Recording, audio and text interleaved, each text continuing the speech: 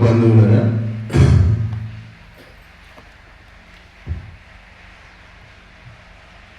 ఒక ప్రతి మనిషికి జీవితంలో భద్రత అనేటువంటిది అవసరం. జీవితాంతం క్షేమంగా, హాయిగా, ఆనందంగా ఉండాలి మనిషి. మరి ఆ ఆనందంగా ఉండడానికి, జీవితం అంతా కూడా సుఖంగా, సంతోషంగా 100 సంవత్సరాలు గడిచిపోవడానికి మనిషి రకరకాల ప్రయత్నాలు చేస్తూ ఉంటాడు. కొందరు పొలాలు సంపాదిస్తారు, డబ్బు సంపాదిస్తారు, ధనం సంపాదిస్తారు. కొందరు ఇల్లు కట్టుకుంటారు, కొందరు బంగారం పోగు చేసుకుంటారు, కొందరు వెండి పోగు చేసుకుంటారు. చెత్త సామాన్లు అనుకునేవాడు చెత్త పోగు చేసుకుంటాడు. రకరకాల వ్యక్తులు ఏదో విధంగా ఈ యొక్క జీవితం యొక్క ప్రయాణాన్ని కొనసాగించాలి, ముందుకు తీసుకెళ్ళాలి, హాయిగా బతకాలి, దానికి మార్గం ఏమిటి అని చెప్పి ప్రతి మనిషి కూడా ఎప్పుడు కూడా ఆనందం కోసం, హాయిగా బతకడానికి మనుషులే కాదు, పక్షులే కాదు, సమస్త జీవరాశులన్నీ కూడా నిరంతరం ప్రయత్నం చేస్తూనే ఉంటాయి. మనిషి ఏం చేస్తాడంటే, కొత్త కారు ఉన్నప్పుడు ఆ కారు బాగుండాలి. ఎప్పుడైనా దానికి ఏమైనా యాక్సిడెంట్ అవుతే డబ్బులు ఖర్చు అవుతాయి కాబట్టి ఏం చేస్తాడు? ఇన్సూరెన్స్ చేస్తాడు. అట్లా ఇన్సూరెన్స్ ఎన్నో రకాలు ఉన్నాయండి. జనరల్ ఇన్సూరెన్స్ అని, లైఫ్ ఇన్సూరెన్స్ అని, బండికి ఒక ఇన్సూరెన్సు, ఆ ఫ్యాక్టరీ గాలిపోతే ఒక ఇన్సూరెన్సు, దేవాలయాలకు ఎండోమెంట్ లైఫ్ ఇన్సూరెన్స్ అని ఉంటుంది. అంటే చనిపోతే డబ్బులు వస్తాయి. పెన్షన్ అంటారు, మరి పెన్షన్ ప్లాన్స్ అంటే రేపు 50 ఏళ్ళు దాటిన తర్వాత నాకు నెలకు ఒక 20,000 రావాలి, 25,000 రావాలి అంటే నేనేం చేయాలి అంటే, సంవత్సరానికి 1,00,000 రూపాయలు జమ చేయండి మా బ్యాంకులో, మీకు 55 సంవత్సరాలు వచ్చిన తర్వాత మేము మీకు నెలకు ఒక 20,000 ఇస్తాము. 2 లక్షలు జమ చేస్తే మీకు నెలకు 40,000 ఇస్తాము అని అంటారు. అంటే నేనేం పాలసీ నమ్మట్లేదు, మీకు పాలసీల గురించి చెప్తున్నాడు గురువు గారు అని మీరు అనుకునేది. పాలసీ కాదు. అయితే జమ చేసుకుంటే ఆ డబ్బులు మీకు తిరిగి వస్తాయి. ఆ డబ్బులు మీ అవసరానికి వస్తాయి. మీకు వ్యాధులకు, మీ అవసరాలకు, రకరకాల అవసరాలకు ఆ యొక్క పాలసీలు మీకు అక్కడికి వస్తాయి. కానీ ఈ యొక్క పాలసీ ఏమిటంటే, చనిపోతే ఎక్కువ లాభం ఉంటుంది. అందుకని ఏం చేస్తున్నారంటే, వృద్ధుల మీద పాలసీ చేసి వాళ్ళని చంపిస్తున్నారు చాలామంది. ఏదో విధంగా యాక్సిడెంట్లు చేయడం, భర్తను భార్య భర్తను చంపేయడం. ఎందుకంటే ₹1 కోటి పాలసీ చేసి పెట్టుకుంటాడు ఆ యొక్క భర్త. భార్య తెలుస్తుంది, వీడిని చంపేస్తే వస్తాయి కాబట్టి మనకి ఏదో అన్నంలో ఏదో కలిపేసి ఏదో చేసి వానికి పెట్టేసి ఆ ₹1 కోటి తీసుకొని ఆమె వేరే అనైతిక జీవితం అంతా కూడా గడుపుతూ ఉంటుంది. కాబట్టి పాలసీలు చేసుకున్నంత మాత్రాన జీవితం బాగుంటుందా, మన జీవితానికి భద్రత ఉంటుందా అంటే మనం గ్యారెంటీ చెప్పలేం. పాలసీ చేసుకున్నా కానీ మనకి యాక్సిడెంట్ కావచ్చు, రోగాలు కావచ్చు, ఆ బాధలైతే అనుభవించాలి కదా. మరి ప్రపంచంలో అత్యంత క్షేమంగా చేసుకునే పాలసీ ఏమిటి అంటే, అగ్నిహోత్రము, దానము, యజ్ఞము అని చెప్పి గుర్తు. ఎన్ని చేసుకున్నా, ఎన్ని పాలసీలు చేసినా వ్యక్తుల చేతిలో పోతుంది, గవర్నమెంట్ చేతిలోకి వెళుతుంది. భారతీయులకు డబ్బు పిచ్చి చాలా ఎక్కువ అండి. అంటే డబ్బు పిచ్చి అంటే బంగారం పిచ్చి చాలా ఎక్కువ అని చెప్పారు. అయితే విదేశాల నుంచి బంగారం దిగుమతి చేసుకుంటాం మనం చాలా. ఎందుకంటే మన ఆడవాళ్ళకు బంగారం అంటే చాలా ఇష్టం. అందరూ కొనుక్కొని ఇంట్లో దాచుకుంటారండి మన ఆడవాళ్ళంతా కూడా. అయితే మోడీ వచ్చాడు, మన ప్రధాని వచ్చాక ఏం చేశాడు, అందరూ బంగారం కొంటున్నారు, డబ్బంతా విదేశాలకు వెళ్ళిపోతుంది. కాబట్టి నేనేం చేస్తానంటే బాండ్ తయారు చేశాడు. బాండ్ అయితే బంగారం బాండ్లు అంటారు, గోల్డ్ బాండ్స్ అంటారు. ఆ బాండ్లు కొంటే నువ్వు ఈరోజు ఇంత బంగారం బాండ్ కొంటే 10 ఏళ్ల తర్వాత మీకు ఆ బాండ్ ఇస్తాము, అప్పటికి బంగారం రేటు ఎంత ఉంటే అంత మేము మీకు ఇస్తాం పైసలు. ఇది ఒక స్కీమ్ అట్లా తీశారు.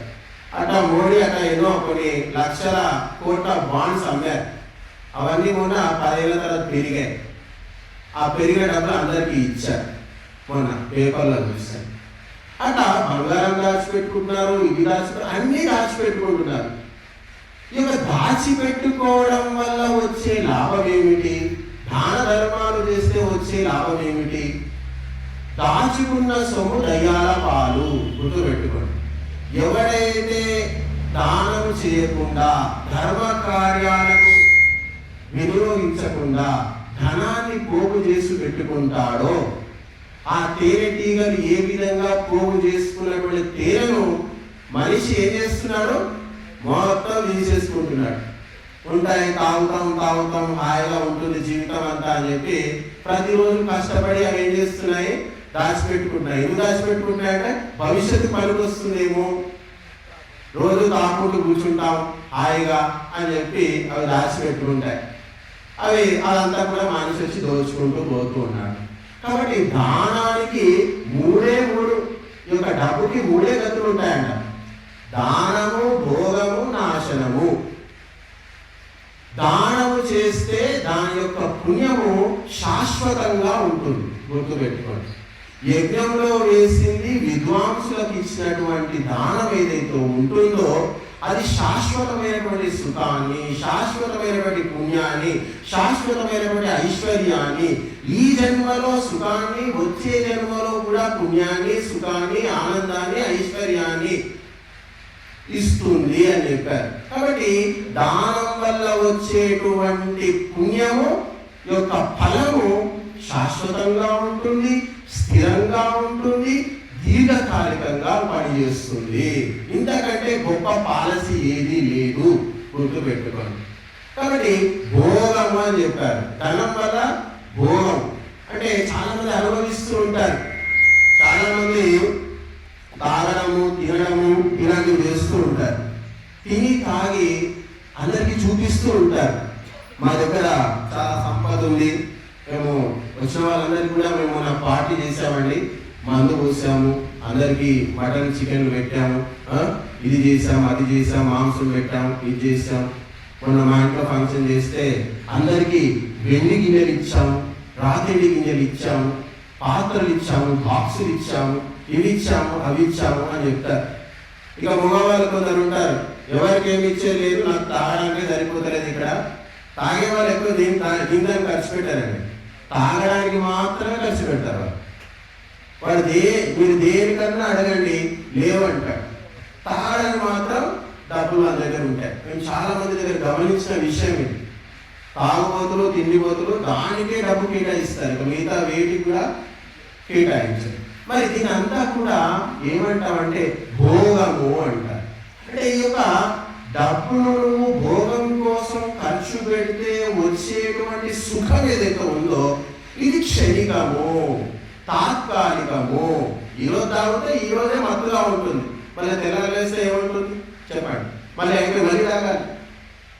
ఈరోజు తింటే ఈరోజే తృప్తిగా ఉంటుంది, కడుపు నిండుతుంది, మళ్ళీ తెల్లారేస్తే మళ్ళీ కావాలి, మళ్ళీ ఒక కోడి కావాలి, లేకపోతే మేక కావాలి, ఇంకా ఏదైనా కావాలి మనకి. ఇక ప్రపంచంలో ఎన్ని అనుభవించినా తిండిపోతుడు తృప్తి ఉండదండి. కాముకుడికి ఎంతమంది స్త్రీలను పెళ్లి చేసుకున్నా తృప్తి ఉండదు. తాగేవాడికి ఎన్ని బాటిల్స్ తాగినా కానీ, ఎన్ని బ్రాండ్ తాగినా కానీ ఇంకా ఏదైనా కొత్త బ్రాండ్ ఉంటే ట్రై చేద్దామా, అమెరికా నుంచి తెప్పించుకున్నాము, జర్మనీ నుంచి తెప్పించుకున్నాము, తాగుదాము. 100 ఏళ్ళ విస్కీ అంట, అది మన యూట్యూబ్లో చూస్తున్నాను. 100 ఏళ్ళ విస్కీ దుబాయ్లో ఉంది, దాని ధర 40 లక్షలు ఏమో పెట్టారు, 40 ఇంత ఉంది, లక్షలో ఉంది దాని ధర.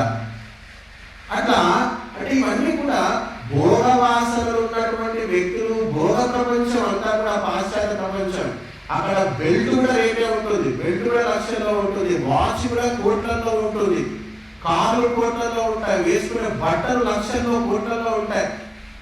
వాళ్ళ జీవితం అంతా కూడా ఈ యొక్క సాధనాలను సమకూర్చుకోవడము, వాటిని పెంచుకోవడము, గొప్ప గొప్ప సాధనాలను సంపాదించడము, గొప్ప గొప్ప భోగాలు అనుభవించడము మొత్తం దీనికే సరిపోతుంది.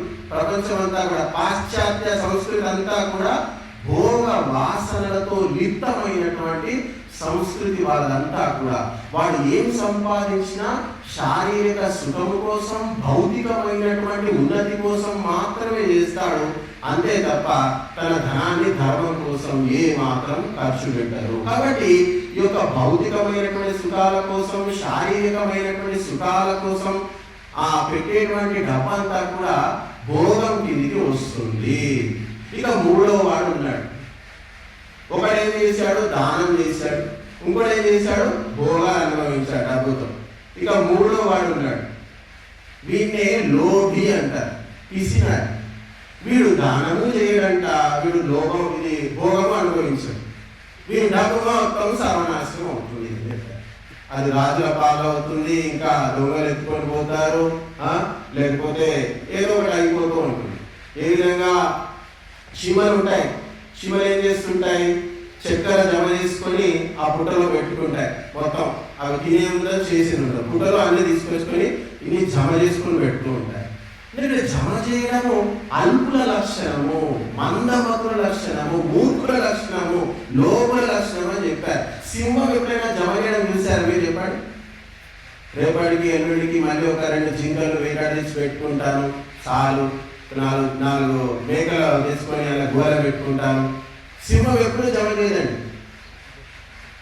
ఏ రోజు కావాలంటే ఆ రోజు వేటాడుకుంటుంది, అదే రోజు తింటుంది, అదే తింటూ ఉంటుంది, అయిపోయింది కడుపు నిండే వరకు. కాబట్టి చీమ మాత్రం జమ చేస్తుంది, తేనెటీగలు జమ చేస్తాయి. అంటే చూడండి, జమ చేసే వాడిని భగవంతుడు ఎంత చిన్నగా తయారు చేశాడు. చీమలు, ఈ యొక్క తేనెటీగలు, అలుపులు. అంటే జమ చేయడము అలుపుల లక్షణము. అలుపులు ఎప్పుడు కూడా జమ చేస్తూ ఉంటారు. కాబట్టి ఈ ప్రపంచం అంతా కూడా ఒక ప్రవాహంగా ప్రవహిస్తూ ఉంది. ఇక్కడ మనము ఇందులో లిప్తం కావాలి. మన జీవితము దానం ద్వారా సాగిపోవాలి, భోగం ద్వారా, జమ చేయడం ద్వారా కాదు. ఎప్పుడైతే మనము దానంలో మన జీవితాన్ని పయనింపజేస్తామో మనము భగవంతుని యొక్క అనంతమైనటువంటి ఐశ్వర్యానికి పాత్రులవుతాము. గుర్తుపెట్టుకోండి. ఎప్పుడైనా చెరువులో నీళ్లు తీసుకుంటున్నారు, మళ్ళీ చెరువులో నీళ్లు వస్తున్నాయి. నది ఎప్పుడు కూడా నీళ్ళు ఇస్తూ పోతుంది, నది ఎప్పుడు కూడా నిండుతూ ఉంది. రోజు ఆవు పాలు మిగులుతానే ఉన్నారు, మరి ఆవు పావు పుడతానే ఉన్నాయి, వస్తూనే ఉన్నాయి. కాబట్టి ఇచ్చేవాడికి, పోషించేవాడికి డబ్బులు వస్తూనే ఉంటాయి.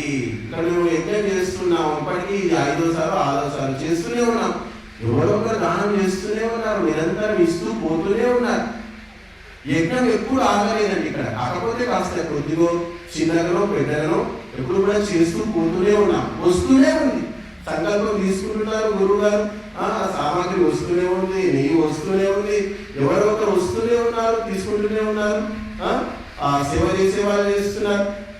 అంతకుముందు 2-3 సార్లు కార్యక్రమం చేసినప్పుడు ప్రతి ఒక్కరికి చెప్పాలి, ఊరందరికీ వెళ్ళి చెప్పారు. ఒక్కడు వచ్చిన పాపను పోలేదు, చెప్పడమే మానేశారు. అందరూ వస్తున్నారు, చాలా మంది వచ్చారు. ఇంతకుముందు కూడా మొన్న 100 మంది వచ్చారు పౌర్ణమికి, వస్తూనే ఉన్నారు. కాబట్టి ఆశ్రమం అనేటువంటిది మీ యొక్క లోభాన్ని నాశనము చేయడానికి మీకు ఇక్కడ అవకాశం. యొక్క యజ్ఞము, యొక్క ఆశ్రమము దాన ధర్మాలకు నడుస్తుంది. కాబట్టి దానం అనేటువంటిది ధర్మస్య మూలం దానం అని చెప్పారు. అందుకని అంటే ధర్మానికి మూలము దానము అని చెప్పారు. ధర్మము లేకపోతే, దానము లేకపోతే ధర్మము నడవదు. నేను ఒక గంటసేపు ప్రవచనం చెప్తాను, ఇంకా 2 గంటలు చెప్తాను, సాయంత్రం చెప్తాను, పెద్ద పెద్ద నీతులు చెప్తాను, వేదం గురించి చెప్తాను, శాస్త్రం గురించి చెప్తాను, ఉపనిషత్తుల గురించి చెప్తాను. ఇంటికి ఒక అన్నం లేకొస్తే ఒక్క బుక్క కూడా పెట్టండి, ఒక్క ముద్ద కూడా అన్నం పెట్టండి. అంటే వాడు చెప్పిన నీతులన్నీ కూడా చెత్తబుట్టలో పడేయాలని చెప్పారు. అలాంటి నీతులు దేనికి పనికిరావండి. ఆచారం, ధర్మం యొక్క ఆచారమే దానము అని చెప్పారు. ధర్మం అనేటువంటి సిద్ధాంతం ఇక్కడ, దానం అనేటువంటి ఆచరణ. ధర్మం గురించి చెప్పేవాడు కన్నా దానం చేసేవాడే గొప్ప అని చెప్పారు.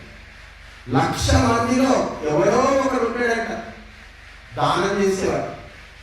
ఆ దానం చేసేటువంటి భాగ్యాన్ని మనకు ప్రతిరోజు మనకి ఒక అగ్నిహోత్రం కల్పిస్తుంది. నిరంతరం దానం చేయండి. దానము వల్ల మానసికమైనటువంటి శుద్ధి, మానసికమైనటువంటి పవిత్రత ఏర్పడుతుంది, శారీరక శుద్ధి ఏర్పడుతుంది. ఎప్పుడైతే మనిషి దానం చేస్తాడో వాడి మనసులోని లోభాన్ని చంపేస్తాడండి. అట్లా ఏ మనిషి అయితే నిరంతరం తన లోభాన్ని చంపుతూ పోతూ ఉంటాడో వాడు భగవంతుడు అవుతాడు, వాడే దేవుడు అవుతాడు అని చెప్పాడు. అందుకే శ్రీకృష్ణుడు ఎప్పుడు తన పొట్ట కోసం ఆలోచించలేదు. దేశం ఎట్లా బాగుండాలి, ధర్మం ఎట్లా బాగుండాలి, ధర్మాన్ని భూమిపై ఎట్లా స్థాపించాలి, అందరికీ కౌరవులందరికీ బుద్ధిస్తే ఎంత బాగుండు, వాళ్ళంతా కూడా ధార్మికమైనటువంటి మార్గంలో నడిస్తే ఎంత బాగుండు అని చెప్పి ఆలోచించాడు. ఎప్పుడు నా పొట్ట కోసం ఆలోచించలేదు శ్రీకృష్ణుడు. భూమి మీద శాంతి స్థాపన ఎట్లా చేయాలి, ధర్మస్థాపన ఎట్లా చేయాలి, అందరి పట్ల సయోధ్య ఎట్లా కుదిర్చాలి, ఇవే విషయాలు ఆలోచించాడు. యోగం గురించి ఆలోచించాడు, భగవంతుడి గురించి ఆలోచించాడు. ఎప్పుడు పొట్ట గురించి ఆలోచించాడు. ఎప్పుడైతే మనిషి ప్రపంచ ఉపకారం గురించి ఆలోచిస్తాడో వాడి బుద్ధి వికసిస్తున్నాడు, వారి బుద్ధి అనేది వ్యాపిస్తుంది అని చెప్పాడు. ప్రపంచానికి ఉపకారం చేయాలి, ప్రపంచం అంతా బాగుండాలి, ఏ విధంగా నేను ప్రపంచానికి ఉపకారం చేయగలుగుతాను, ఎట్లా అయితే సమాజం బాగుపడుతుంది, ఎట్లయితే దేశం ఉద్ధరించబడుతుంది, ఏ పనులు చేయడం వల్ల నా మనస్సు పవిత్రం అవుతుంది అని మనిషి ఆలోచించారంట. అలా ఆలోచించినప్పుడు మనిషి యొక్క బుద్ధి స్థాయి అనేటువంటిది నిరంతరం పెరుగుతుంది అని చెప్పారు. కానీ లోభి అలా ఆలోచించాడు. లోభి యొక్క ఆలోచన చాలా సంకుచితంగా, నీచంగా ఉంటుందట. ఎప్పుడు కూడా నా బిడ్డ ఎట్లా బతుకుతుంది, నా కొడుకు ఎట్లా బతుకుతాడు, నా బిడ్డ ఎట్లా, నా కొడుకు ఎట్లా కోటీశ్వరుడు అవుతాడు, నా ఇల్లు ఎట్లా బాగుపడుతుంది, నా ఇంట్లో డబ్బులు ఎట్లా వస్తాయి, పక్కన వాటి అంత వచ్చింది నాకెందుకు రాలేదు, నా సంపద ఎట్లా పెంచుకోవాలి, ఎట్లా భోగాలు అనుభవించాలి, ఇలాంటి ఆలోచన అన్ని కూడా స్వార్థపరుడు లోభి నిరంతరం కూడా ఆలోచిస్తూ ఉంటాడు. లోభి అయినటువంటి వ్యక్తి తన ఇంట్లో ఆడవాళ్ళకు కూడా సరిగా చూసుకోడంట. అంటే పరాకాష్ట లోభం చెప్తున్నాను నేను ఇక్కడ. వాడి ఇంట్లో వాళ్ళకు అవసరాలకు ఇవ్వడానికి చాలా మంది ఉన్నారు, మేము ఇప్పుడు కూడా చూసాం. ఇంట్లో ఆడవాళ్ళకు కూడా ఏదైనా అవసరాలు ఉంటే వాళ్ళు నగానో నట్రానో కొనుక్కున్నామంటే, లేకపోతే చీర కొనుక్కున్నామంటే దానికి కూడా డబ్బులు ఇవ్వరండి. అలాంటి లోపులు కూడా చాలా మంది ఉన్నారు ఇంట్లో. మరి అలాంటి వాడిని కుటుంబం మెచ్చుకుంటుందా, ఆశ్రయించుకుంటుంది. సమాజంలో ధర్మకార్యాలు జరుగుతున్నాయి, యజ్ఞాలు జరుగుతున్నాయి, యాగాలు జరుగుతున్నాయి, అక్కడ పూజా కార్యక్రమాలు జరుగుతున్నాయి. నలుగురు పోయి అడిగారు, ఎవరికి కాస్త దానం చేయండి, ఏమైనా సహాయం చేయండి. లేదు, మేము అవసరం లేదు, ఈ దినాన్ని మేమేమి ఇవ్వము, మాకు అవసరం లేదు, దానం ధర్మం మా ఇంట్లో వంట లేదు, అసలు మాకు లేనిది తినని ఇలాంటి సంస్కృతి మా ఇంట్లో లేదు, సాంప్రదాయమే లేదు. అసలు తినడం తాగడం కోసం పుట్టాము మేము, దానాలు వేయడానికి పుట్టలేదు. ఇక్కడ సంపాదించుకుని చేసుకునే, నీకు అది అవసరం ఉంటే నీ ఆస్తి ఇచ్చుకో, మాది ఎందుకు అడుగుతున్నావు, ఏమవసరం చేయకపోయి ఎందుకు చేస్తున్నావు, ధర్మకార్యాలు ఏమవసరం, ఎవరిని చేస్తున్నావు, ఎవరిని ఉద్ధరించడానికి చేస్తున్నావు, ఈ కార్యాలన్నీ చేయకండి, గమనించండి. ఇలాంటి విషయాలు నేను ప్రత్యక్షంగా నా కళ్ళ ముందు చూశాను, ఏదో ఉదాహరణగా చెప్పట్లేదు. అలా అన్న వ్యక్తులు కూడా ఉన్నారు చాలా మంది. అలాంటి వ్యక్తిని సమాజం ఎట్లా మెచ్చుకుంటుంది చెప్పండి. సమాజంలో ఒక వ్యక్తి చనిపోయినా కానీ బతికున్నాడు అంటే దానంతో గుర్తుపెట్టుకోండి. దానము చేసినటువంటి వ్యక్తి, ధర్మాచరణ చేసినటువంటి వ్యక్తి అందరికంటే లేట్గా చనిపోతాడు. ఇప్పుడు రాముడు ఉన్నాడు, లక్షల సంవత్సరాల క్రితం చనిపోయాడు, ఇప్పటికి కూడా గుర్తుపెట్టుకుంటాం. కానీ లోభి చనిపోతే ఎవరైనా గుర్తుపెట్టుకుంటాడా? దానం ధర్మం చేసిన వాడు ఎవరు గుర్తుపెట్టు, అందరూ ఆశ్రయించుకుంటారు. కాబట్టి దానానికి ఉన్నటువంటి జీవితాన్ని సవ్యంగా తీర్చిదిద్దుకోవడానికి మనకు వచ్చేటువంటి అవకాశం. అందుకే ఈ యొక్క దానం ఎక్కడ పడితే అక్కడ ఇచ్చేస్తారు. ఈరోజు హిందువులంతా పతనమయ్యారంటే దానంతో, గుర్తుపెట్టుకోండి. హిందువులంతా పతనమైంది దానంతో. ఎక్కడి వాళ్ళు తిరిగి వాళ్ళు దానం ఎవరెవరికో ఇచ్చేస్తారు. దొంగ బాబాలకు ఇస్తారు, గుళ్ళకి ఇచ్చేస్తారు, ఇక్కడ ఇచ్చేస్తారు, అక్కడ ఇచ్చేస్తారు. అన్ని చోట్ల అవినీతే. తినేవాడు తాగేవాడు అన్ని డబ్బులు తెచ్చుకొని ఏం చేస్తారని వాడు కొద్దిగా ఆయన తాగకుండా ఉంటాడు. చెప్పండి. ఇప్పుడు నేను వినాయక మండపాలు చూస్తున్నాను చాలా మందిని, వారు ఖచ్చితంగా లాస్ట్ 10 రోజులు బాగా తీస్తే కనీసం ఒక పెగ్గేసుకొని బయటకు చూస్తారు, తాగడము తినడం ఏదో ఒకటి చేస్తారు. మరి అలాంటి వ్యక్తులకు దానం ఇచ్చినటువంటి వ్యక్తులకు పుణ్యం వస్తుందా పాపం వస్తుందా? మీరు ఎలాంటి పనులను ఎంకరేజ్ చేస్తున్నారు? తిని తాగి డ్యాన్సు చేసేవాడు లేనిది ఏ వినాయక మండపం కూడా ముందుకు వెళ్ళదండి, గుర్తుపెట్టుకోండి. అందరూ తినే వాళ్ళే ఉన్నారు, తాగే వాళ్ళే ఉన్నారు. అందుకే ఎవరి జీవితంలో కూడా ఉన్నది లేదు. అందుకే కుపాత్రుడు అని చెప్పాడు. అంటే తిని తాగి లంపటులా తిరుగుతూ ఏదో భక్తి అని చెప్పి వినాయక మండపాలు పెట్టుకొని అక్కడ ఏదో భోగం పనులని చేస్తూ ఉంటారు. అలాంటి వ్యక్తులకు చాలా డబ్బులు ఇస్తున్నారు, వాళ్ళకు రోగాలు వస్తున్నాయి, జీవితంలో ఆపదలు వస్తున్నాయి. మళ్ళీ ఏమంటారంటే స్వామీజీ నేను వినాయక చవితిలో సంచులు బియ్యం వేశానండి, ఇవి వేసాను అవి వేశాను, మండపాలు దానం ఇచ్చాను, ఎన్నో భోజనాలు పెట్టాను, అయినా మా భార్యకి ఈ రోగం వచ్చింది, మాకు ఇట్లా ఉంది, వాళ్ళకి అట్లా ఉంది, మా ఇంట్లో ఏం బాగాలేదు, ఏం చేశారు అంటే మనకి ఏం తెలుస్తుంది? మెల్లమెల్లగా ధర్మం లేదు, ఏమీ లేదు, దేవుడు లేడు, ఏమీ లేదు, అంతా ఉట్టి బూటకము, దేవుడి మీద జరుగుతున్నంత బూటకము. ఏదో ఒకరోజు ఏం చేస్తాడు వాడు మెల్లగా అన్ని వదిలేసుకొని యేసు ప్రభు నువ్వే నాకు దిక్కు, యేసు మతమే దిక్కు అని చెప్పి వాడు ఈ పూజలు ఖర్చు చేసుకుంటాడు. ఇందులో ఖర్చు లేదు, ఏం లేదు, ఆయన ప్రార్థన చేసుకుంటే బతుకోవచ్చు, మాంసం తినొచ్చు, మద్యం తాగవచ్చు, ఖర్చు తగ్గుతుంది. అక్కడ చేసుకున్న ప్రయోజనం లేదు, ఇక్కడ చేసుకున్న ప్రయోజనం లేదు. మరి ఎక్కడుంటే ఏంటి? అట్లా హిందువులందరూ కూడా ఇప్పుడు క్రైస్తవులుగా మారిపోతున్నారు. ఏళ్ళు పూజ చేసే వాళ్ళంతా కూడా ఇప్పుడు క్రైస్తవులు ఎందుకు అవుతున్నారు? ఒక మామూలు అవ్వట్లేదు, ఒక క్రైస్తవుడు అవ్వట్లేదు, కానీ హిందువే క్రైస్తవులుగా ఎందుకు మారుతున్నాడు? అంటే ఎన్ని పూజలు చేసినా ఏం చేసినా అక్కడ రిజల్ట్ అనేది కనిపించట్లేదు. అలాంటి వ్యక్తులు మామూలు వాళ్ళు ఏమైనా చెప్తే యజ్ఞం చేయండి అయ్యా, ఇది చేయండి అంటే మస్తు చేసామండి, చేసే చాలు, ఇంకేం చేయాలి అని చేసి మా దగ్గరకు వస్తారు. అంటే అశాస్త్రీయమైనటువంటి పూజలు లక్షల్లో ఉన్నాయి, రకరకాలు ఉన్నాయి. ఎందుకంటే హిందువులకు కొత్తది చెప్తే పట్టుకుంటారు, మేము అన్నిటికన్నా పాతది చెప్తున్నాం. సృష్టి ఆదిలో ఉన్నటువంటి సాంప్రదాయం ఇది, అది పోయింది. ఇప్పుడు ఇది ఎవరు చెప్పట్లేదు, ఎవరు చేయమని. ఆ స్వామీజీ ఖర్చు పెట్టిస్తారు, నేను చీప్ అండ్ బెస్ట్గా చేస్తాను. ఆమె 10,000 అంటే 5,000 చేస్తాను, నేను 3,000 చేస్తాను. అసలు మీకు వాళ్ళు అంతా నెయ్యి చెప్పారు, అంత సామాగ్రి అవేమి అవసరం లేదు, మీకు ఉత్తగానే చేస్తారు. మీకు బొందిలోనే స్వర్గం వచ్చేస్తుంది, అన్ని సుఖాలు వస్తాయి అని చెప్పి ఎంతోమంది మభ్య పెడుతున్నారు. చాలామంది మా దగ్గరకు వచ్చినటువంటి వివాహాలు కావచ్చు, ఎన్నో కార్యక్రమాలు కావచ్చు, అట్లా ఎంతోమంది తీసేసుకున్నారు. వాళ్ళు అంటే శాస్త్రోతంగా చేద్దాం, ఒక 10 కిలోలు పోసి చేద్దాం, మీకు దరిద్రం చాలా ఎక్కువ ఉంది, ఎక్కువ ఖర్చు పెట్టి చేయాలి కదా. కోరిక పెద్దగా ఉంది, పూజ తక్కువ అంటే కోరికలు ఎక్కడి నుంచి వస్తాయి? 1 కోటి రూపాయలు కోరిక కోరుకున్నాడు, కనీసం 1,00,000 రూపాయలు ఖర్చు పెట్టాలి కదా. 1% అయినా యజ్ఞం యాగం దానం చేయండి, 1 కోటి రూపాయలు ఎట్లా ఆశ పెడతాం? 1% కూడా ఇవ్వడానికి కూడా వెనుకాడే వాళ్ళు ఉన్నారు. అది కూడా 10,000 అయిపోవాలి, 1 కోటి రూపాయలు కోరిక ఉంటుంది, 10,000 ఖర్చుతో అయిపోవాలి అంటాడు. అలాంటి కోరికలు ఎట్లా అవుతుంది చెప్పండి? చక్రవర్తి రాజ్యము కావాలి అని చెప్పి యుధిష్ఠిరుడు అనుకుంటే అశ్వమేధ మహాయాగం చేశారు.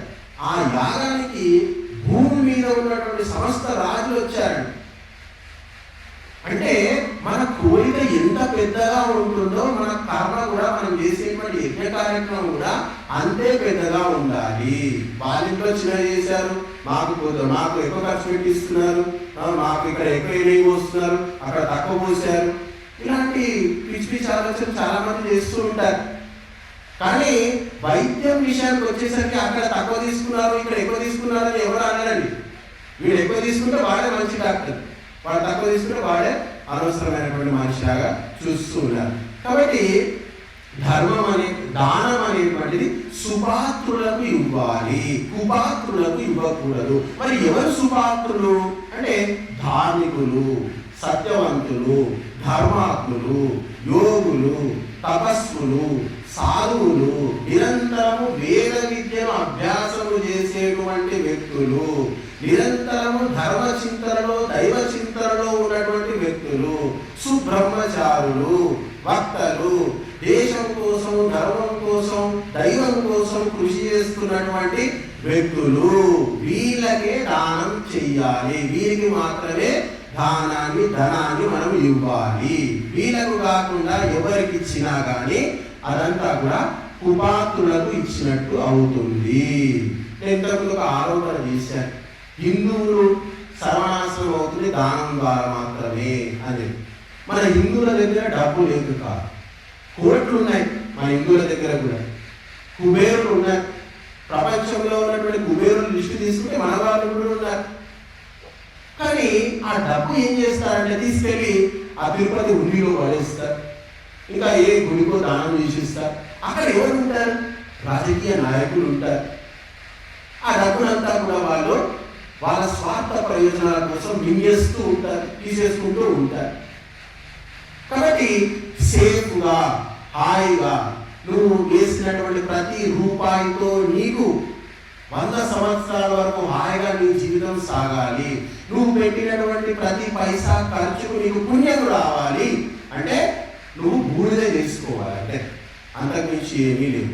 ఈ అగ్నిహోత్రంలో నువ్వు వేసినటువంటి ప్రతి రూపాయి కూడా బూడిద అవుతుంది. ఇక్కడ మేము తినము, మీరు తినరు, అది ఏకంగా భగవంతుని యొక్క వ్యవస్థలోనికి వెళుతుంది.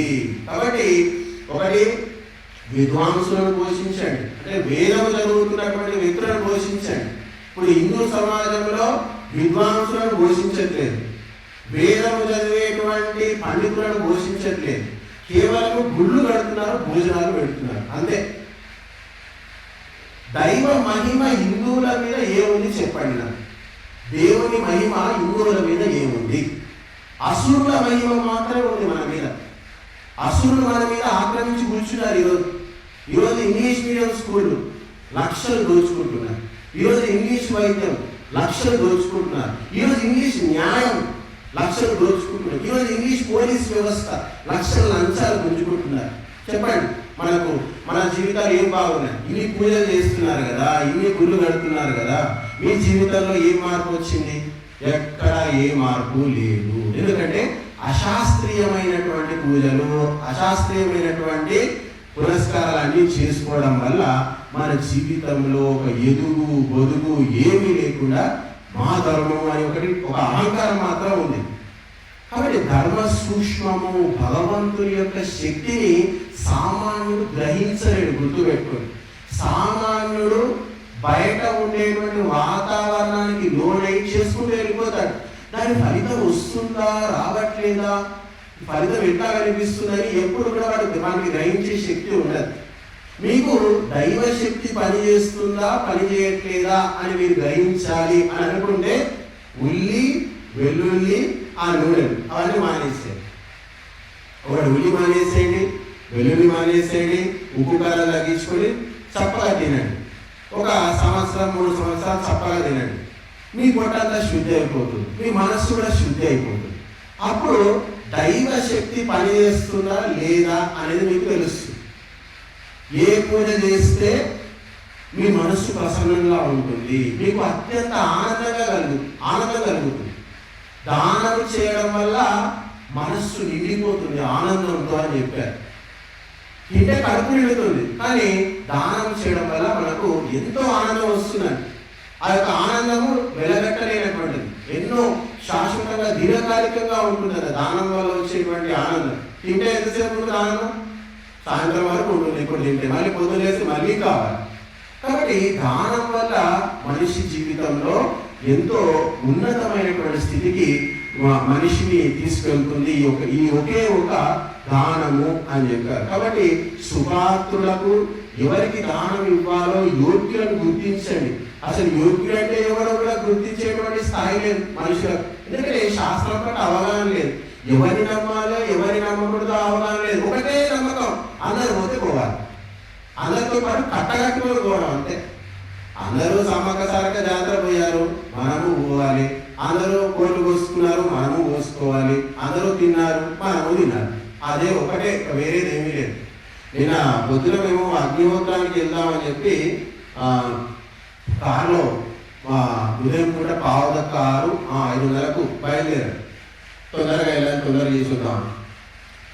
అయితే బయలుదేరుతుంటే మూల మలుపు మీద కళ్ళు బాటిల్ అనిపించింది రోడ్డు మీద. అరే ఎవరు రోడ్డు మీద తాయి పండుకున్నారేమో నేను అనుకున్నాను. తర్వాత ఆలోచిస్తే అరే ఇది సాంప్రదాయం ఇక్కడ. అది కళ్ళు పోసి అందులో మాంసము అవి ఏమో పెట్టి అక్కడ పెడతారు, కూడల మధ్యలో పెడతారు. ఈరోజు పొద్దున మళ్ళీ వాకింగ్ పోయి చూస్తే మరి అక్కడే ఉంది. సరే ఏం పెట్టారో చూద్దామని పరిశీలించి చూస్తే అందులో కోడి తలకాయ ఉంది. అబ్బా నా ఊళ్ళో ఒకటేసారి చల్లు ఒకటేసారి ఏది బాబు ఏందని కోడి తలకాయ పెట్టాడు. చూడండి ఎంత ఘోరం, అశాస్త్రవీతం ఘోరం. ఒక గుడ్డు పెట్టాడు, కోడి తలకాయ పెట్టాడు, పక్కన బాటిలో కళ్ళు పెట్టాడు. ఎందుకు అంటే వారికి ఏమీ తెలియదు, గురువుల దగ్గర రాలేదు, శాస్త్రం వినలేదు, సత్సంగంలో పాల్గొనలేదు. కాబట్టి మన బుద్ధి ఎంత భయంకరంగా ఉంది మీరు ఆలోచించండి. గురువు లేని విద్య గుడి విద్య అని చెప్పారు. అంధుడు మూర్ఖుడు అని చెప్పారు. వాడికి కళ్ళు ఉన్నాయి, కాళ్ళు ఉన్నాయి, అన్నీ ఉన్నాయి, కానీ వాడు చేసినటువంటి పని ఏంటో చూడండి. వాడు బాగుపడాలి అంటే ఒక జీవి తలకాయ నరికి తీసుకొచ్చి అక్కడ పెట్టి వాడు నేను బాగుపడతాను అనేటువంటి భావనలో ఉన్నారు. కాబట్టి ఈరోజు హిందూ సమాజం ఇంత భయంకరమైనటువంటి పూజా విధానాలు ఉన్నాయి. మీరు వెళ్ళండి, మీరు అక్కడ చర్చికి వెళ్ళండి, మసీద్ వెళ్ళండి, ఎవడైనా అక్కడ జంతువులను కోసి పెడతాడా? సాంప్రదాయం ఉందా? మరి అందరూ అంటున్నారు మాదే గొప్ప సాంప్రదాయం, హిందువులే గొప్ప వాళ్ళు. మన దగ్గర ఉన్న పెంట చూడండి ఎంత పెంట ఉందో. హిందూ సాంప్రదాయం చాలా పెంట తయారైంది ఇప్పుడు. హిందూ అసలు వేరం లేదు, శాస్త్రం నామకార్థానికే ఉన్నాయి అక్కడ శాస్త్రాలన్నీ.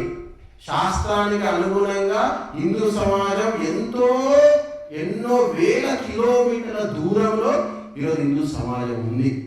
మనం చూస్తే గమనించవచ్చు, అరే అందరూ ఎందుకు ఇంగ్లీష్ మీడియం చదువుతున్నారు, అందరూ విదేశాలకు ఎందుకు వెళ్తున్నారు, ఏం అవసరం పట్టింది, ఏం దరిద్రం పట్టింది? మరి అమెరికా వాడు ఇక్కడ రావట్లేదు కదా. మన సంతానం అంతా కూడా ఎక్కేసి అమెరికా వెళ్ళిపోయింది కదా. మరి ఇన్ని పూజలు చేస్తున్నారు కదా, మరి నీ కొడుకు ఎందుకు పోయాడు, మరి వాని కొడుకు ఇక్కడ ఎందుకు రాలేదు? మరి అందరం కలిసిపోయి యేసుక్రీస్తుని నమ్ముకున్నాం మరి అమెరికా వాళ్ళలాగా? చెప్పండి. వాడు బాగానే ఉన్నాడు కదా, మరి యేసుక్రీస్తుని నమ్ముకున్నది. యేసుక్రీస్తుని నమ్ముకున్న వాడు మన దగ్గర రావట్లేదు. అక్కడ అల్లాహ్ని నమ్ముకున్న వాళ్ళు గల్ఫ్ దేశస్తులు మనం రావట్లేదు. కానీ ఇన్ని పూజలు చేసినటువంటి మీరు మాత్రమే దేశాలు పట్టుకొని తిరుగుతూ ఉన్నారు. మా బతుకుకి, మా జీవితానికి విదేశాలకు పోయి ఆ మాంసము, ఎద్దు మాంసము, పంది మాంసము తిని తాగి విస్కీలు తాగేటువంటి వ్యక్తుల కింద పని చేస్తే మా జీవితాలు బాగుపడతాయి, లేకపోతే మా జీవితాలు బాగుపడవు అని చెప్పి అంకాపూర్లో, నిజామాబాద్లో, కరీంనగర్లో, వరంగల్లో కొన్ని వేల మంది పోయారు. సౌదీకి, అమెరికాకు అందరూ కట్టుకొని పోయారు. మరి ఏమైంది? మరి నేను దేవుడిని ఒకటి బలి ఇచ్చినావు కదా, 100 బలి బాబు, 100 కోట్లు బలి. ఇక్కడే ఉండు, ₹1 రావాలి, వస్తాయా? మరి ఏమీ రావు. జీవితాలు బాగుపడవు, ముందుకు పడవు. ఏమాత్రం జీవితంలో ముందుకు పోయేటువంటి పరిస్థితి ఉండదు. ఉన్నది కూడా ఊడ్చుకొని పోతుంది. ప్రత్యక్ష నిదర్శనాలు ఉన్నాయి మా దగ్గర. ఇక్కడ పనిచేసే వ్యక్తి కూడా ఎన్నో చేస్తూ ఉంటాడు, బరువులు ఇవ్వడం ఎన్నో చేస్తూ ఉంటాడు.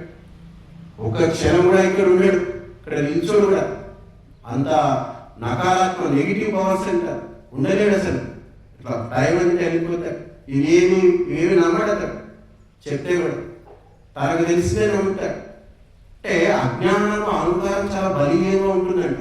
వాడు ఎవడు మార్చలేడండి. కాబట్టి వాని పాపాన్ని వాడినే వదిలేసేయాలి.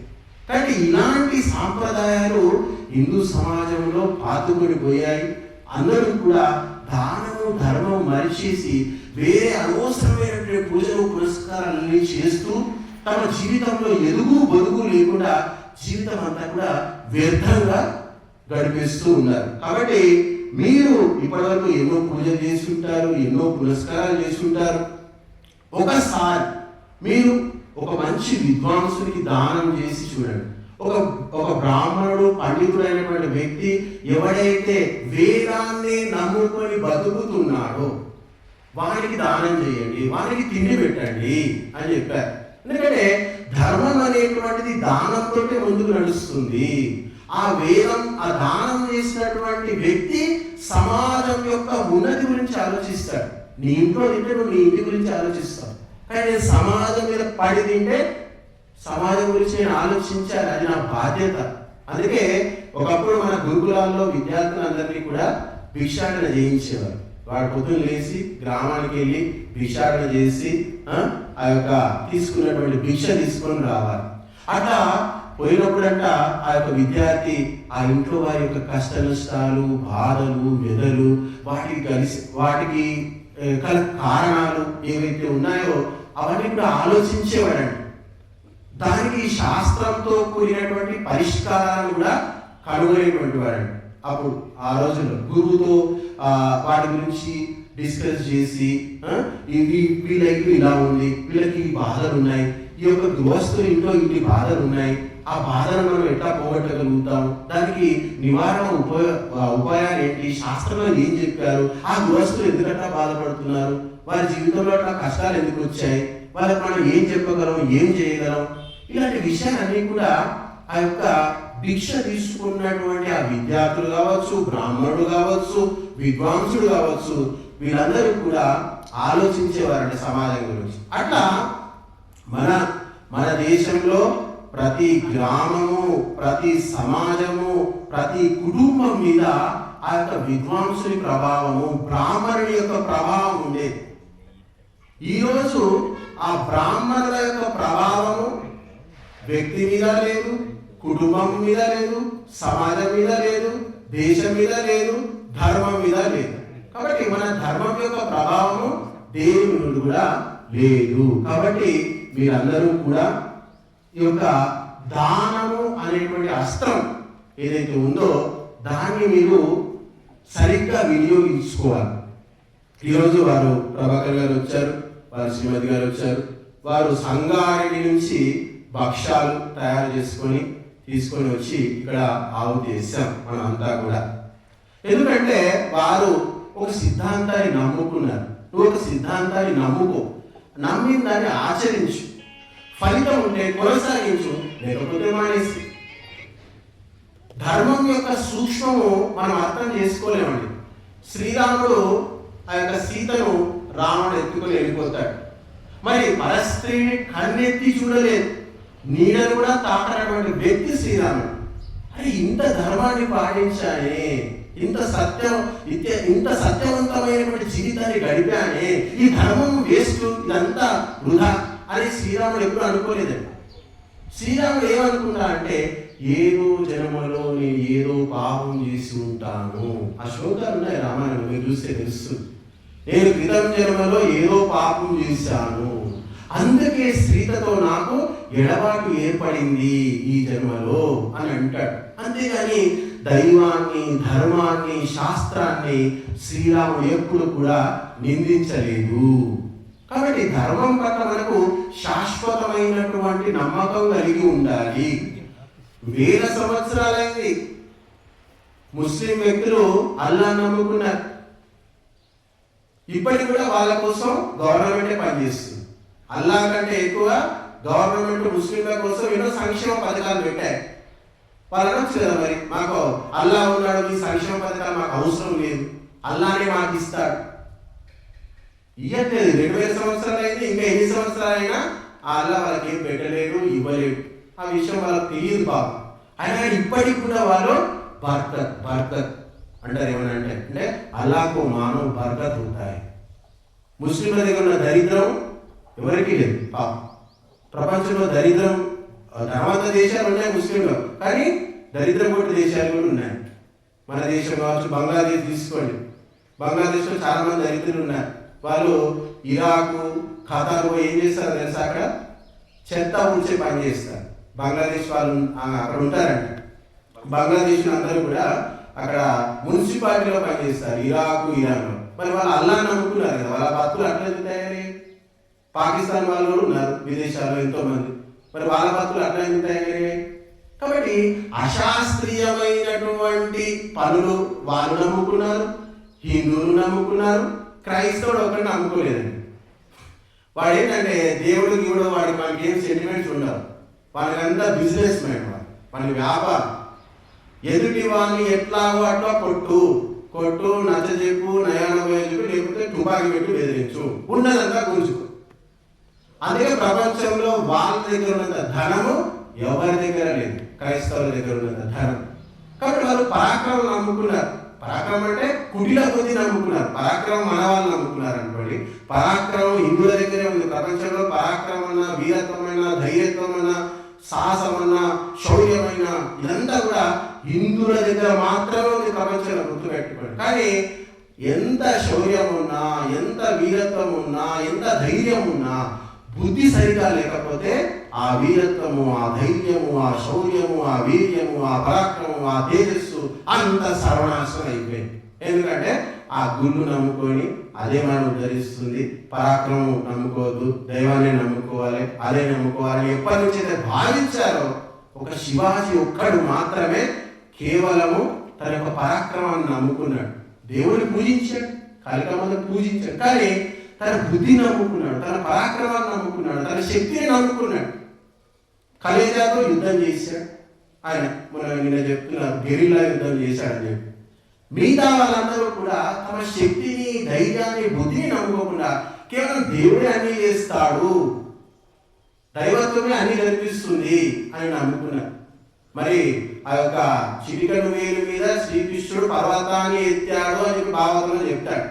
మరి చిటికెడు వేలు మీద పర్వతాన్ని ఎత్తాడే మరి శ్రీకృష్ణుడు, అంత పెద్ద యుద్ధాన్ని ఎందుకు ఆపలేదయ్యా? సమాధానం లేదు. ఇలాంటి ప్రశ్న అడగదండి మీరు, ఇలాంటివి చెప్పరు ఎక్కడ. శ్రీకృష్ణుడికి యుద్ధం తప్పలేదు, రాముడికి సీతను తెచ్చుకోవడానికి యుద్ధం తప్పలేదు. మనం ఎంతండి పోటీ వాళ్ళం. కాబట్టి ధర్మస్థాపన కోసము, రాజ్య విస్తరణ కోసము, రాజ్య స్థాపన కోసము, వీటన్నిటి కోసము మనిషి యుద్ధం చెయ్యాలి, కష్టపడాలి, సాధించాలి. అంతేగాని కేవలము మేము దైవాన్ని నమ్ముకునే జీవితం గడుపుతాము అంటే మరి యజ్ఞయాగాలు ఎందుకు స్వామీజీ ఇవన్నీ మరి ఏం చేస్తున్నారు? పరాక్రమం నమ్ముకుంటే అయిపోయింది కదా. యజ్ఞము చేసినటువంటి వ్యక్తుల్లో దైవీ శక్తులు వికసిస్తాయి, వారికి శక్తి వస్తుంది. మళ్ళీ పోరాటం చేయాల్సింది వాడే, వారికి బుద్ధి పెరుగుతుంది, వారికి యుక్తులు తెలుస్తాయి, వారికి పట్టు వస్తుంది శాస్త్రం మీద, ఎవరిని ఎక్కడ కొట్టాలి, ఎవరిని ఎక్కడ పట్టాలి, ఇలాంటి విషయాలన్నీ కూడా మనకు అవగతం అవుతాయి. దేవతలు అతనికి ఆశీర్వాదం ఇస్తారండి. దేవతలు ఎప్పుడైతే వారిని ఆశీర్వదిస్తారో వారి బుద్ధి సరిగ్గా పనిచేస్తుంది. గుర్తుపెట్టుకోండి, వారి బుద్ధి అనేటువంటిది మంచి మార్గంలో నడుస్తుంది. ఎవరి బుద్ధి ఎప్పుడైతే మారుతుందో అప్పుడు వారికి ఎక్కడ పోయినా ఈ భూమి మీద వాడు ఎక్కడైనా అడుగు పెట్టని వారికి విజయమే విజయమే విజయం. ఎక్కడ శ్రీకృష్ణుడు అర్జునుడు ఇద్దరు ఉంటారో వారికి తథ్యం, విజయము తథ్యం అని చెప్పారు. కాబట్టి ధార్మికుడైనటువంటి వ్యక్తికి, దానము ధర్మము చేసేటువంటి వ్యక్తికి మాత్రమే ఈ భూమి మీద మనకు విజయం అనేటువంటిది ఉంది. శాశ్వతమైనటువంటి సుఖము, సంతోషము, ఆనందము మనకి నిరంతరం కలుగుతాయి. కాబట్టి అలాంటి అవకాశాన్ని మీకు ఈ యొక్క అగ్నిహోత్రం కల్పిస్తుంది, మీకు ఆ అవసరాన్ని కూడా మనకి ఇస్తుంది. కాబట్టి భగవంతునికి నచ్చినటువంటి కార్యము అగ్నిహోత్రము. కాబట్టి ఎవరైతే భగవంతునికి నచ్చినటువంటి కర్మలు చేస్తాడో వాడు మాత్రమే భగవంతుని యొక్క కృపకు పాత్రుడవుతాడు. కాబట్టి దానం చేసినటువంటి సత్పాత్రులకు దానము చేసినటువంటి వ్యక్తి భగవంతుని యొక్క కృపకు పాత్రుడవుతాడు. కాబట్టి మనమంతా కూడా ఈరోజు హిందువులంతా కూడా భగవంతునికి కృపకు పాత్రులు కాలేకపోతున్నారు. వారి జీవితము ఇంగ్లీష్ చదువుకుంటేనే ముందర పడుతుంది, దైవీ శక్తులు లేనే లేవు. కాబట్టి ఒకప్పుడు దైవీ శక్తులు ఉన్నప్పుడు ఒకప్పుడు 100 మందిని 1000 మందిని కొట్టే సామర్థ్యం ఉండేదంట మన క్షత్రియులకు, మన వీరులకు ఈ దేశంలో. ఇప్పటికి కూడా ఉన్నారు, ఇప్పటికి కూడా ఏమి అంతరించిపోలేదు, ఉన్నారు. పంజాబ్, సిక్కు అక్కడ వెళ్ళిపోతే కొంతమంది వీరాది వీరులు ఇప్పుడు కూడా ఉన్నారు. మన బార్డర్లో మీకు కనిపిస్తారు వాళ్ళు. అది పోతూ పోతూ పోతూ ఆ స్థాయి తగ్గుతూ వస్తుంది నిరంతరం కూడా. కాబట్టి దైవీ శక్తులను ఆవాహనం చెయ్యాలి, దైవీ శక్తులను పెంపొందించుకోవాలి, నిరంతరం దైవీ శక్తితో మనం ముందుకు వెళ్ళాలి, నడవాలి. కాబట్టి మనం అంతా కూడా ఈ యొక్క ధార్మికమైనటువంటి యజ్ఞంతో మనం ముందుకు వెళ్ళాలి. యజ్ఞాన్ని ముందు పెట్టుకొని మన వైదిక కర్మలన్నీ కూడా యజ్ఞాన్ని ముందు పెట్టుకుని నడుస్తాయి. మీరు పుట్టినరోజు కావచ్చు, పెళ్లి రోజు కావచ్చు, ఈ రోజు కావచ్చు, ఆ రోజు కావచ్చు, సన్యాస దీక్ష కావచ్చు, వానప్రస్థ దీక్ష కావచ్చు, ఆఖరికి అంత్యేష్టి అంతిమ సంస్కారం కూడా మనది అగ్నితోనే జరుగుతుంది. కాబట్టి పుట్టినప్పటి నుంచి చనిపోయేంత వరకు మనము ఈ యొక్క అగ్నిని ముందు పెట్టుకొని నడవాలి. నిరంతరం కూడా ఆ యొక్క అగ్నిమూత్రానికి ఆహుతులిస్తూ మన సంపదలో ఎంతో కొంత, క్రైస్తవుడు సంపద దానం చేస్తాడండి క్రైస్తవ ప్రచారం కోసం. ముస్లిం వ్యక్తులు కూడా జకాతో ఏమంటారు, వాళ్ళు కూడా ఏమో చేస్తూ ఉంటారు, వాళ్ళు కూడా దాన ధర్మాలు చేస్తూ ఉంటారు. వాళ్ళు దాన ధర్మం చేస్తున్నారు కాబట్టి వాళ్ళ యొక్క ధర్మం అనేటువంటి ముందుకెళ్తుంది. ఈరోజు ప్రపంచంలో అత్యధిక దేశాల్లో ఉన్నటువంటి మతము క్రైస్తవ మతము, కొన్ని వందల దేశాల్లో ఉంది. తర్వాత ఇస్లాం ఉంది, తర్వాత తర్వాత కమ్యూనిస్టు. వాళ్ళు ఇదేని నమ్మరు, వాళ్ళు అన్ని కోసుకుంటారు, తింటూ ఉంటారు. అన్ని సమస్త జీవులను కూడా వాళ్ళు కోసుకొని తింటూ ఉంటారు. కాబట్టి చూడండి, ఈరోజు ముందు పోతే నెయ్యి, వెనకపోతే గొయ్యిలాగా మన హిందువుల పరిస్థితి దాపురించింది.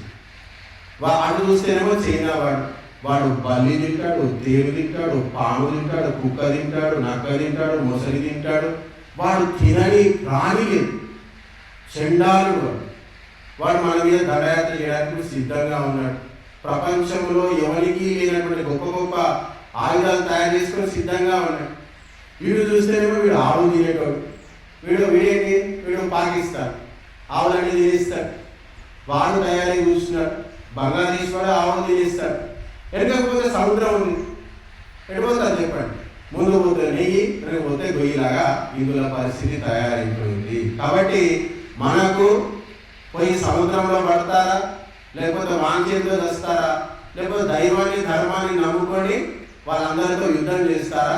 ఈరోజు హిందువులు అంతా కూడా తెలుసుకోవాల్సినటువంటి పరిస్థితి ఉంది. కాబట్టి మన శక్తిని, మన ధర్మాన్ని నమ్ముకున్నప్పుడు ప్రపంచంలో మనకి ఎక్కడ పోయినా కానీ గౌరవం ఉంటుంది, అంతటా కూడా మనకు విజయం అనేటువంటిది ప్రాప్తిస్తుంది. కాబట్టి దానం అనేటువంటిది చాలా చిన్న విషయం అని, ఏదో పోయి నేను ఆ యొక్క కుండీలో 4 రూపాయలు వేస్తాను, నాకంతా మోక్షం వస్తుంది, పుణ్యం వస్తుంది అని చాలా సింపుల్గా చేస్తూ పోతుంటారు చాలామంది. ఇది ఇన్ఫోసిస్ ఉంది, మీ అందరికీ తెలుసు. ఇన్ఫోసిస్ సాఫ్ట్వేర్ కంపెనీ, దానికి CEO నారాయణమూర్తి, చాలామంది తెలిసే ఉంటుంది.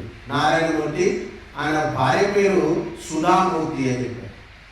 వాళ్ళిద్దరు భార్య భర్తలు. ఈ మధ్య చాలా ఛానల్స్లో వాళ్ళిద్దరి పేరు కనిపిస్తూ ఉంటుంది. వాళ్ళ ఇంటర్వ్యూస్ ఉన్నాయి, ఎంతోమంది ఇంటర్వ్యూ చేశారు. మొన్న మధ్యాహ్నకు సెంట్రల్లో ఒకటి అది ఉంటుంది కదా, ఎంపీఆర్ రాజ్యసభ సభ్యత్వం కూడా అమ్మగారికి ఇచ్చారు. ఆ మధ్య ఏమంటున్నారంటే మీరు కాబోయే రాష్ట్రపతి అని కూడా అంటున్నారు. ఎందుకంటే లక్షల కోట్ల కంపెనీ ఇన్ఫోసిస్ సాఫ్ట్వేర్ కంపెనీ, ప్రతి ఏడాదికి 1,00,000 కోట్ల టర్నోవర్ ఉంటుంది. 1,00,000 కోట్ల వాళ్ళు సాఫ్ట్వేర్ పనులు చేస్తూ ఉంటారు. అయితే నారాయణమూర్తి ఏం చేశారంటే అందులో ఒక 400 కోట్లు 500 కోట్లు మాత్రమే అమ్మగారికి ఇస్తాడు. అవి ఆమె ఏం చేయాలి అంటే దేశమంతా తిరిగి ఎక్కడెక్కడ దరిద్రం ఉందో, ఎక్కడెక్కడ ఎవరెవరికి అవసరాలు ఉన్నాయో అవి చూసి ఆమె అక్కడ ఖర్చు పెట్టి వాళ్ళకి ఆ సదుపాయాలు కల్పించారు. ఇది వాళ్ళ యొక్క చారిటీ ట్రస్ట్. అప్పటి నుంచి ఎప్పుడైతే వాళ్ళ కంపెనీ లాభాలు ఆర్జిస్తూ ఉందో అప్పటి నుంచి అమ్మగారు సేవ చేస్తూనే ఉన్నారు. వాళ్ళ భర్త భార్య నెలకు ఒకసారి కూడా కలుసుకోరండి. నిరంతరం కూడా వాళ్ళిద్దరూ కూడా ఆయన ఒక కంపెనీ పనిలో ఉంటాడు, ఈమెనేమో సేవా కార్యక్రమాల్లో ఉంటారు. ఎప్పుడైనా ఫోన్ చేసి అడుగుతా, ఎక్కడ ఉన్నావు, ఏం చేస్తున్నావు, సరిగ్గానే ఉన్నావా? ఆ అమ్మగారు ఏం చేస్తారంటే ఆమె ఇన్ఫోసిస్ వాళ్ళ భార్య సుధామూర్తి ఘనఘోరమైనటువంటి అడవుల్లో కూడా ఎత్తుందట. జీపు తీసుకొని ఏర్పాట్లు చేసుకొని ఎక్కడైతే పోవడానికి దారి లేదో అక్కడ కూడా నడుచుకుంటూ వెళ్తున్నాను. అక్కడ ఏమైనా దొరుకుతారేమో, ఏమైనా అవసరం ఉంటుందేమో అని చెప్పి అక్కడికి ఆమె సహాయం చేస్తూ ఉంటున్నాను. ఆయన ఏమన్నాడంటే నా భార్య గురించి నాకేం బాధ లేదు, కానీ ఇక ఒక్కొక్కసారి అక్కడ ఇంటీరియర్ ప్లేస్కి వెళ్తుంది, అక్కడ నక్సల్స్ ఉంటారు, ఒరిస్సాకి వెళ్తుంది, ఛత్తీస్గఢ్కి వెళ్తుంది, అక్కడ గిరిజనులతో కూడా సహాయం చేస్తూ ఉంటుంది. అలాంటి పరిస్థితుల్లో ఇబ్బంది పడుతుందేమో అని చెప్పి నేను అప్పుడప్పుడు ఫోన్ చేస్తూ ఉంటాను అని చెప్పి అన్నాడు. కాబట్టి అంతగా వాళ్ళిద్దరూ కూడా ఆ యొక్క దానాన్ని సద్వినియోగం చేయడానికి సరైనటువంటి వ్యక్తికి ఇవ్వడానికి వారు ఎంత పరితపిస్తున్నారో చూడండి. కానీ సామాన్యులు ఎవ్వరు కూడా హిందువులు ఇంతసేపు ఆలోచించేటువంటి సమయము తీరిక ఎవరికి కూడా లేదు. కాబట్టి మీరు దానము ఇవ్వకూడని వ్యక్తికి ఇచ్చినప్పుడు అదే మీ యొక్క నాశనానికి కారణమవుతుంది, మీ యొక్క అవనతికి ఆ యొక్క దానమే కారణమవుతుంది. కాబట్టి దానం చేసేటప్పుడు ఖచ్చితంగా ప్రతి వ్యక్తి దానం చేయాలి, ధర్మాన్ని ఆచరించాలి. తన సంపదలో 5%, 10% దాన ధర్మాలకు ఖర్చు పెట్టాలి. మీరు ఒక వ్యక్తి ఏం చేశాడు, పొద్దునే లేచి ఆయన కొన్ని విషయాలు నేను చెప్తే మీకు నచ్చవు, కాకపోతే ఏమనుకోకండి దయచేసి. ఇప్పుడు దానం చేసుకుంటే హాయిగా ఉంటుంది అంటే విడిచిపెడితే హాయిగా ఉంటుంది అని చెప్పాను. ఉదయాన్నే లేచావు, నీ మలం అట్లనే ఉంటుంది, విడిచిపెట్టలేదు, ఎట్లా ఉంటుంది నీకు? ఈరోజు పోలేదు, రేపు కూడా పోలేదు, ఏమవుతుంది? కడుపులో గ్యాస్ అవుతుంది, కంపు అవుతుంది, చెత్తపిండి అవుతుంది.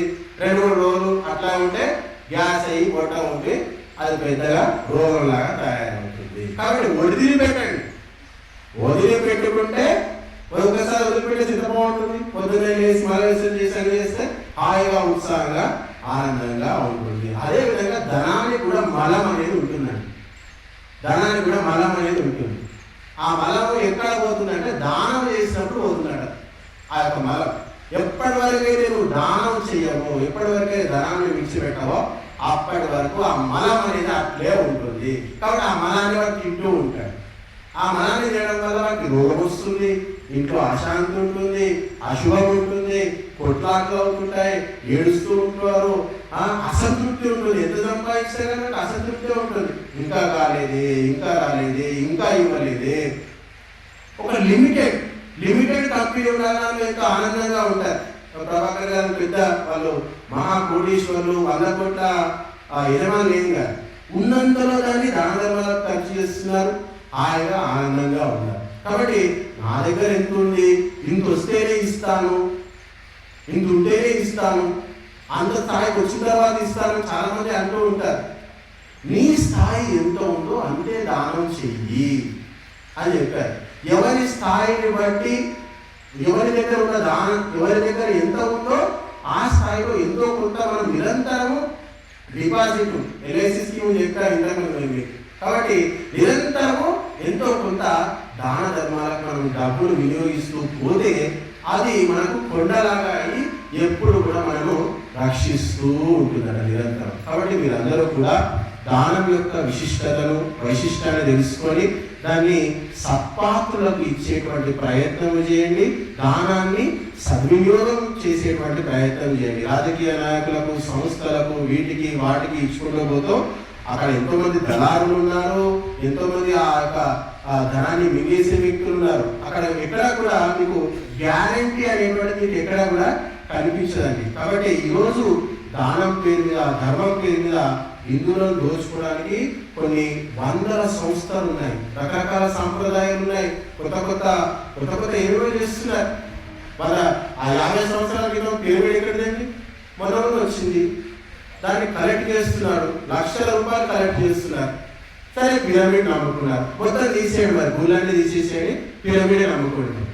మరి అదనే నమ్ముకుంటారు, మళ్ళీ తెల్లారేసి మళ్ళీ గుడికి వెళ్తారు. సరే గుడి నమ్ముకో, పిరమిడ్ వదిలేయంటే పిరమిడ్ కావాలి, గుడి కావాలి, దర్గా కావాలి, చర్చి కావాలి, ఇది కావాలి, అది కావాలి, అన్నీ కావాలి. ఎందుకు ఇక్కడ తిరుగుతున్నారు పిచ్చారంటే ఇక్కడ రిజల్ట్ లేదు.